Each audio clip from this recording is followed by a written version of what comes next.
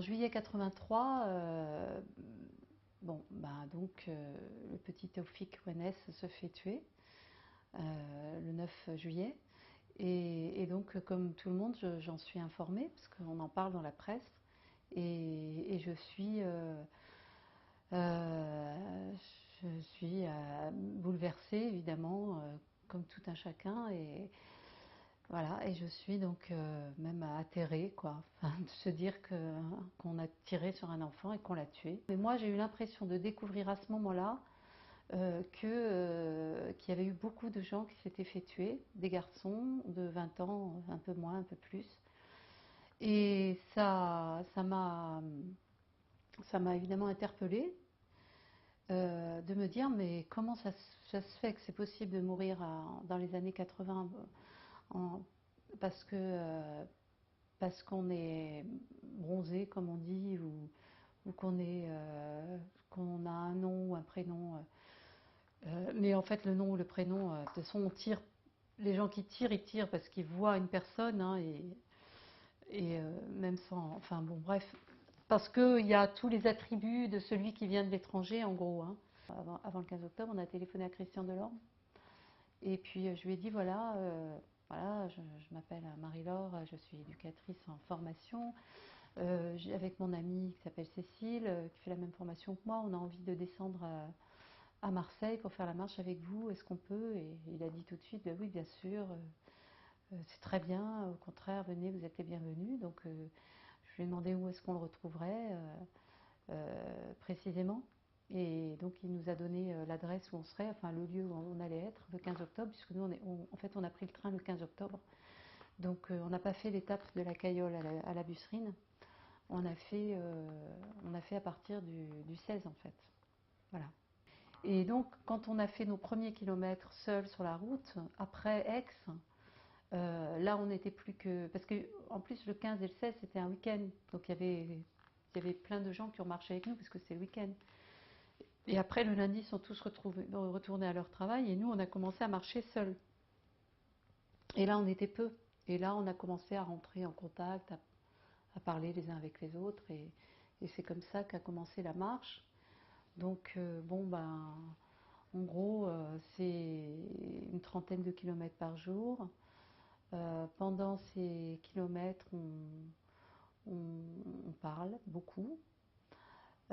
On écoute beaucoup de musique, on chante, Renaud, carte de séjour, Bob Marley, on fume beaucoup, on, on blague. Enfin, moi j'écoutais beaucoup les blagues, plus que j'en racontais, mais voilà. Et puis parce qu'en fait, il y avait un groupe de 5-6 qui se connaissent bien, qui avait une grande complicité, donc qui se racontaient toujours des trucs qui étaient compris que d'eux, mais petit à petit on arrivait à comprendre. Et puis même si on ne comprenait pas tout, on voyait bien qu'il y avait des choses qui nous échappaient, mais on comprenait l'essentiel, quoi. Et donc, et voilà, et donc... Alors, il y a un meeting tout le temps le soir aussi, enfin une réunion. Au début, c'est une réunion, une petite réunion, il n'y avait jamais grand monde. Parce que donc, il y a une ville où on a été reçu par une seule personne. Donc ce jour-là, il n'y a pas eu de meeting, il n'y a pas eu de réunion. Hein. Il a juste trouvé un endroit où nous coucher. On n'a jamais passé une seule nuit dehors, on a toujours été hébergés. Donc on a mangé et il nous a hébergés, ce jeune homme qui était un jeune objecteur de conscience. Voilà, ça c'est le comité d'accueil le plus restreint, ça a été lui. Et après, c'était toujours un peu plus, avec toujours au moins 4-5 personnes, qui souvent, donc soit au moins c'est une association, et puis même des fois avec 5 ou 6 personnes, ça peut être 2 ou 3 organisations. Donc, et on va chez plusieurs comme ça, ou on allait aussi dans des congrégations religieuses, puisque Christian Delorme et Jean Costil, ils avaient mobilisé tout leur réseau de chrétiens, quoi. Donc on a passé des nuits dans des couvents, monastères, enfin abbayes, je ne sais plus trop. Mais... Alors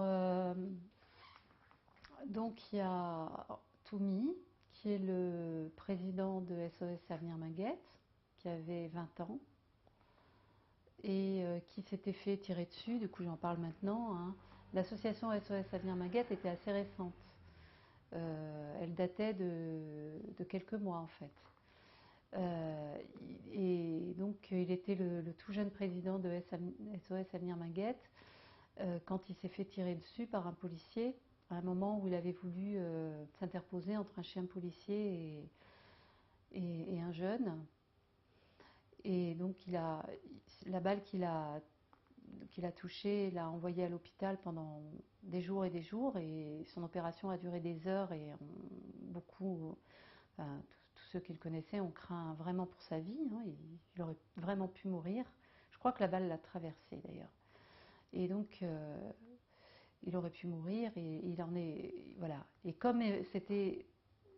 Il faut savoir qu'en 83, il y en a eu plein des crimes. Bon, l'été 83, il y a eu plein de crimes. Alors là, c'était en juin 83, donc il n'y avait pas eu tous ceux qui allaient avoir l'été 83, mais il y en avait eu bien avant quand même. Il n'y avait pas encore eu Toufik Ouanès, mais il y en avait eu bien beaucoup avant. Et ce qui fait que du coup, puis il y avait eu tous les échauffourées entre la police et les jeunes des Minguettes, ce qui fait que quand Toumi il était à l'hôpital et qu'il s'est réveillé après son opération et après sa longue convalescence, il a dit il faut arrêter, ça devient. Il faut arrêter tout de suite parce qu'autrement il va y avoir mais beaucoup de morts, quoi. Il va y avoir, ça va être l'escalade. Et il dit il faut absolument arrêter, il faut trouver quelque chose, et là il a dit il faut faire comme Gandhi, on va faire la marche.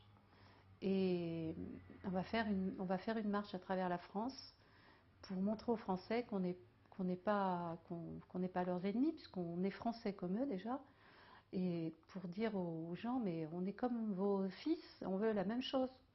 On veut la même chose. On veut pouvoir aller en boîte de nuit sans se faire refouler, on veut pouvoir travailler, se former, on veut exactement vivre comme n'importe quel Français ici. Euh, et, et évidemment, ça incluait tous ceux qui, dans leurs copains, n'étaient pas français, puisque ça incluait évidemment leurs parents qui, pour certains, n'étaient pas français. Et c'était pas que c'était l'égalité des droits évidemment entre Français, mais c'était aussi l'égalité pour tous ceux qui vivaient sur le même territoire. Et puis c'était surtout arrêter de nous tirer dessus, quoi. Donc lui, c'était la figure emblématique de cette association et donc de ce projet, parce que vraiment, qu'il soit le président, ben, c'est aussi lui, c'est vraiment un président et un leader presque naturel, c'est quand même lui qui a eu cette idée, quoi. Et donc, il y a Toumi, 20 ans, un jeune garçon assez généreux, enfin très généreux, et assez pacifiste, assez un côté un peu presque angélique, quoi. Et puis, donc, il y a tous ses copains, il y a Jamel Attala, qui lui est à 20 ans aussi, 21 peut-être. Pas fait beaucoup d'études non plus, je pense, hein, comme la plupart n'en avaient pas fait beaucoup. Euh, je ne sais pas s'il était en. Enfin, il était. Je ne sais pas comment il vivait, je ne sais pas comment tous vivaient avant ça. À mon avis, ils cherchaient du boulot. Enfin, certains en avaient peut-être et l'ont laissé pour aller marcher, je ne sais pas. En tout cas, tous vivaient la même discrimination. Donc, Jamel, ce que je peux dire de lui, c'est que c'était quelqu'un qui avait connu, qui s'était rapproché de Christian Delorme depuis peu de temps, puisque en septembre ou en août, je ne sais plus, euh, Christian Delorme était parti sur le plateau du Larzac pour rencontrer des gens qui étaient dans une politique d'action non violente. Et il avait amené Jamel avec lui. Donc Jamel et Christian avaient rencontré tous les mouvements non violents, tout ça. Et ils avaient beaucoup parlé, beaucoup sympathisé, s'étaient beaucoup rapprochés. Donc Jamel, c'était un peu il était un peu à la charnière. Il était capable de comprendre Christian et Jean Costil, qui représentaient quand même bah, d'un autre milieu, quoi. Et puis qui était aussi proche évidemment de ses copains, voilà, puisqu'il y avait la même histoire, le même vécu, le même quotidien. Donc ceux qui partageaient aussi ce quotidien, il y avait Farouk, c'était le plus jeune, donc 19 ans. Il y avait Brahim, 20 et quelques années, Farid Lazare et Farid Arar, 22 ans environ. Voilà pour les Minguettes. Patrick aussi, qui est des Minguettes, hein, 22 ans aussi. Et même vécu, toutes ces personnes-là ont exactement le même vécu voilà, au quotidien. Après, deux personnes ont un peu ce vécu proche parce que c'est un peu la même histoire, mais sauf que c'est ailleurs, c'est Bouzid et Tahar, qui eux viennent de Aix, de la région d'Aix, où ils avaient été, leur famille avait été dans des camps de harkis. Ensuite, ils avaient été relogés dans des cités, mais ils connaissaient la discrimination, enfin voilà. Après, sur le chemin, on a rencontré deux autres personnes, Abed et Youssef, qui eux étaient de Firmini et qui sûrement avaient sûrement aussi un vécu très proche de ceux des autres. Et puis Hassen et Larbi aussi, à Villefranche, qui aussi probablement, voilà, qui dans des lieux différents avaient vécu à peu près la même chose. Donc après, il y a Fatima qui était des Minguettes, une jeune fille des Minguettes, qui a fait la marche complètement. Il y en avait d'autres, des filles des Minguettes, mais qui n'étaient pas là forcément tout le temps. Voilà, Kéra. Après, il y a Malika, qui elle n'était pas des Minguettes, qui a fait la marche tout le temps avec nous, qui est partie de Annonay.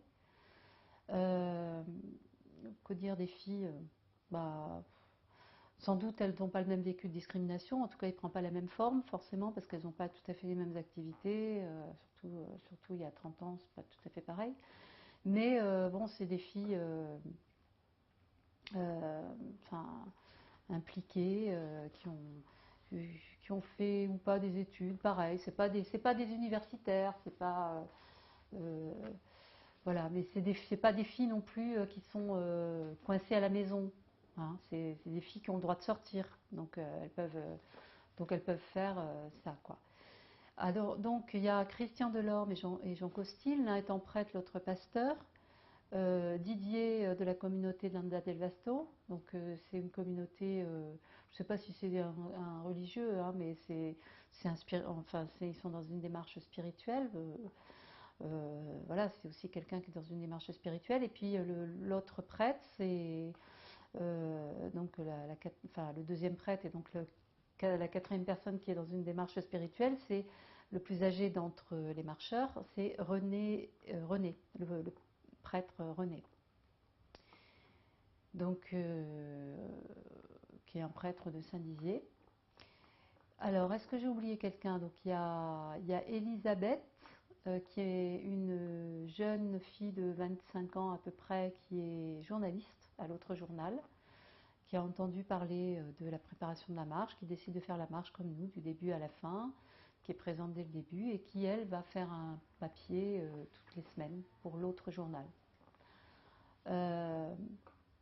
Il y a une fille aussi dont j'ai jamais su trop qui elle était, en fait, c'est Colette, qui a toujours été là aussi, assez discrète, donc je ne pourrais pas en dire grand-chose.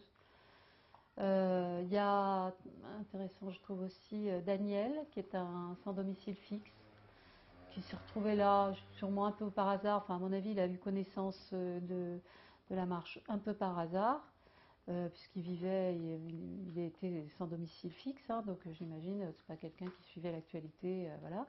Il est tombé sur la marche et il y est resté. Il y a sûrement, le message lui a forcément parlé, quoi, parce que et voilà, il a fait la marche avec nous. Et puis il y avait donc Cécile et moi. Après, il y en a, j'en oublie sans doute, hein, à Vienne, on a pris Farid Lawa, qui était lui déjà un militant, qui était militant de l'ASTI à Vienne. Et puis après, on a pris par exemple à Besançon, il y avait Abdou, qui lui était un étudiant marocain. Donc il y avait des hommes et des femmes, des jeunes et des vieux, enfin des plus vieux, des gens d'âge moyen. Il y avait donc des gens qui étaient dans une démarche spirituelle, des jeunes concernés directement par les questions dont on parlait, une journaliste, un étudiant, l'étudiant marocain il vivait encore autre chose. Voilà, c'était un sans domicile fixe. Voilà, c'était quand même la grande variété.